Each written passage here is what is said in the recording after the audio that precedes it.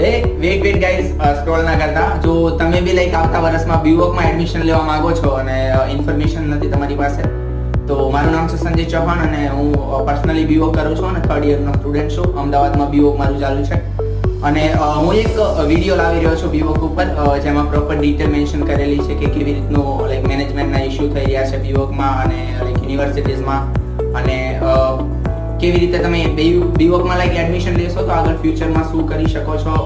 અબરૂટ જવાનો મેં 2-3 બહુ બધા શોર્ટ્સ ને એવા બધા જોયેલા છે કે જેમાં લોકો ગાઈડ કરતા હોય છે કે તમે ફોરેનમાં બી લાઈક એજ્યુકેશન લઈ શકો છો બીવોક કોર્સ કરીને.